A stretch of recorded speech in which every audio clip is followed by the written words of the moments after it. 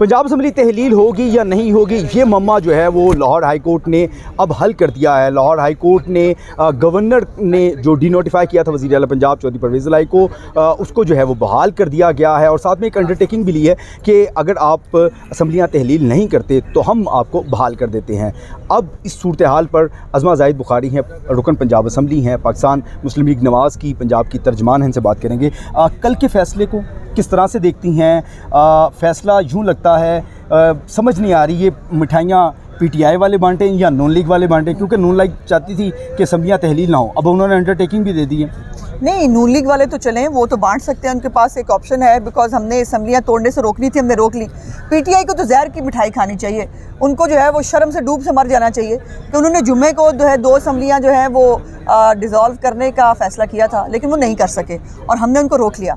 तो यकीन ये है कि इसके अंदर अदालत की यकीनन मेहरबानी उनको शामिल रही कि उनको फुल फ्लेज जो है वो 18 दिन दे दिए गए हैं दंदनाने के लिए, और उनको उनकी जो रिस्ट्रिक्शंस कोई नहीं लगाई गई हैं उनके इख्तियारात के ऊपर। जैसे देखिए ना, हमजा साहब के लिए तो उस वक़्त आपने जो है वो ट्रस्टी वज़ीर आला का एक नया टर्म निकाल के ले आए थे जो एग्जिस्ट ही नहीं करती थी, तो इसको भी कोई ट्रस्टी टाइप का बंदा बनाते तो ठीक था, वरना ये पूरे पंजाब की बेच के खाएंगे जाएंगे ज़मीनें दोनों बाप बेटा।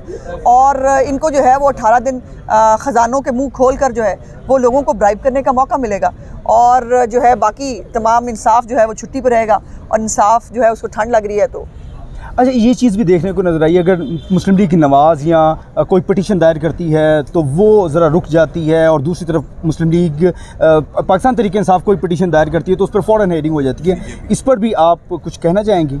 इस पर मुझसे ना खिलवाओ तो बेहतर है, क्योंकि फवाद चौधरी गालियाँ भी दे दे, वो जजों को जो है वो फांसी पर टांगने की बातें भी कर ले, उसको सब माफ़ है, और हमारी पता नहीं कौन सी बात नागवार गुजर जाए, हम फिर भी तहजीब से तरीके से तनकीद करते हैं और कोशिश यही करते हैं कि तहजीब से तरीके से तनकीद की जाए।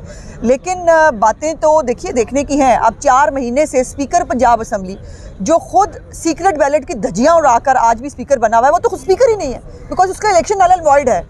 कानून कहता है नल एंड वॉइड है, लेकिन उसकी 4 महीने से उसकी पिटीशन नहीं लगती, उसके ऊपर कोई सुनने के लिए तैयार नहीं है।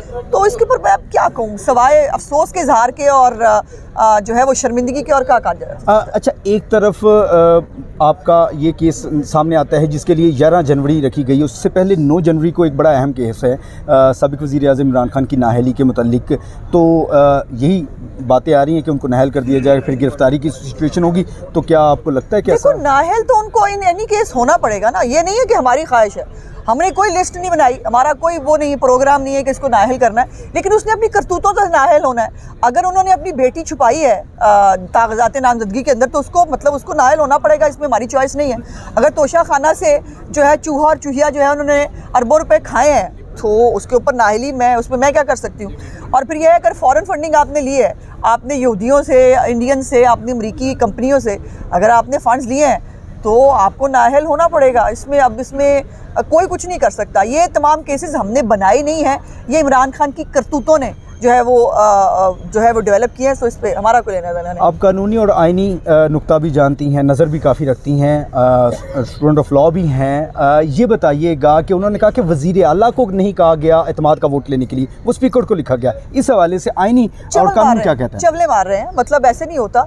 वज़ीर आला जो है और स्पीकर मिलकर जो है, और साथ महकमा कानून जो है वो मिलकर पंजाब असम्बली का जो है वो कब होनी है वो भी तय करते हैं, उसके साथ साथ वो एजेंडा क्या होगा वो भी तय करते हैं, और जो है वो कौन सी डेट पर इतना बड़ा, देखिए इतनी बड़ी, अब ये कल को ये भी कह सकते हैं परवेज़ इलाही साहब ना 2-3 दिन सोए रहे, उनको पता ही नहीं चला कि टीवी पे भी चल रहा था कि उनको एतमाद के वोट के लिए कहा गया है।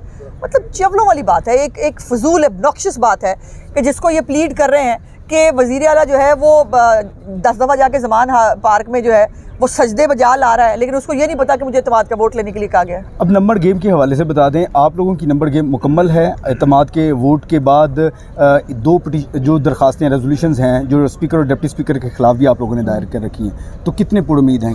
होना तो ये चाहिए था कि स्पीकर पंजाब असम्बली के इलेक्शन को जो है वो नल एंड वॉइड करार दिया जाता और ख़ुद अदालत डिक्लेयर करती कि दोबारा नया इलेक्शन हो। वो नहीं हो सका, जैसे मैंने कहा 4 महीने से वो पिटीशन ही टेकअप नहीं की गई, और अब ये बिल्कुल हम स्पीकर डिप्टी स्पीकर के इलेक्शन को कंटेस्ट करेंगे।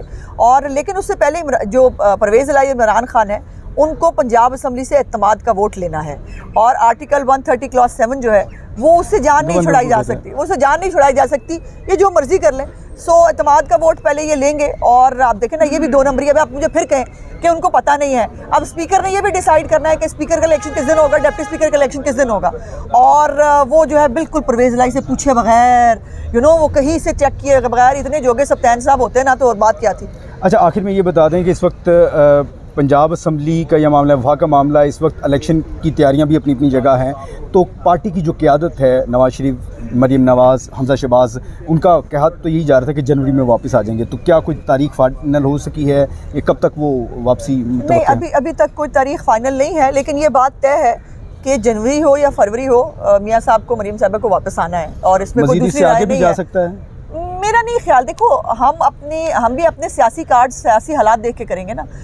वक्त से पहले बात कर देना मुनासिब नहीं है। फिर यह है कि मियाँ साहब जो हैं वो अपने आने का ऐलान खुद करेंगे इंशाल्लाह ताला।